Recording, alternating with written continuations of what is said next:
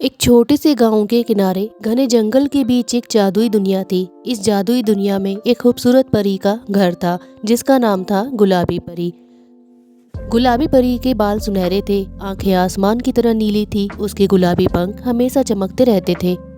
गांव सूखे से जूझ रहा था, सारे खेत सूख गए थे और नदियों में भी पानी खत्म हो गया था। बच्चे दुखी थे क्योंकि बगीचे अब खेलने के लिए हरे भरे नहीं रहे। ग्रामीण हर दिन बारिश के लिए प्रार्थना करते थे। गुलाबी परी ने ये सब अपनी जादुई झील में देखा और उसने सोचा, मुझे गांव की मदद करनी चाहिए। गुलाबी परी को याद आया कि घने जंगल में एक जादुई फूल है। ये फूल किसी भी समस्या का समाधान कर सकता है, लेकिन इसे ढूंढना आसान नहीं था। उसने अपनी सबसे अच्छी दोस्त पीकी नाम की एक छोटी तितली से बात की। पीकी ने कहा कि मैं तुम्हारे साथ चलूंगी, लेकिन रास्ते में हमें 3 चुनौतियों का सामना करना पड़ेगा। गुलाबी परी ने कहा कि हाँ, हम मिलकर सामना कर लेंगे। और ये निश्चय करके दोनों आगे के लिए चल पड़ती हैं। जंगल के पहले हिस्से में एक विशालकाय मकड़ी रहती थी जो लगातार जाले बुनती रहती थी। परी और पीकी को रास्ता पार करना था, लेकिन मकड़ी ने उन्हें रोक दिया। मकड़ी ने कहा, यदि तुम मेरे प्रश्न का उत्तर दे पाओगे तभी मैं तुम्हें आगे जाने दूंगी। मकड़ी ने पूछा, दुनिया की सबसे कीमती चीज क्या है?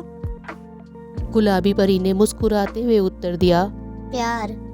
मकड़ी ने उनके लिए रास्ता खोल दिया।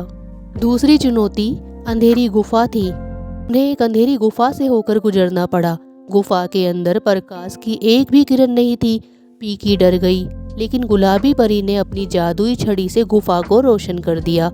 गुफा के अंदर एक पत्थर के अजगर ने उनका रास्ता रोक लिया। उसने कहा, अगर आप आगे बढ़ना चाहते हैं तो मेरे लिए एक गाना गाएं। गुलाबी परी ने एक मधुर गीत गाया और ड्रैगन उसे सुनकर सो गया। तीसरी चुनौती उग्र नदी थी। आखिरकार वे एक तेज बहती नदी पर पहुंचे। पिंकी ने कहा, यहाँ तो कोई पुल ही नहीं है। गुलाबी परी ने अपनी जादुई छड़ी का उपयोग करके नदी पर फूलों का पुल बना दिया। दोनों खुशी खुशी नदी पार कर गए। आखिरकार गुलाबी परी और पीकी जादुई फूल के पास पहुंचे। फूल सुनहरा था और उसकी सुगंध पूरे जंगल में फैल रही थी।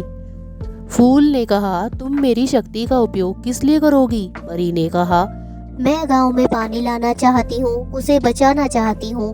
फूल ने पूरे गांव में बारिश लाने के लिए अपनी जादुई शक्तियों का इस्तेमाल किया। खेत हरे हो गए, बच्चे फिर से खेलने लगे। पीकी और परी ये सब देखकर मुस्कुरा रही थी।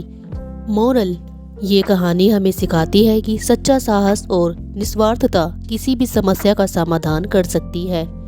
जब हम दूसरों की मदद और भलाई के बारे में सोचते हैं तो पूरी दुनिया हमारी मदद के लिए एकजुट हो जाती है।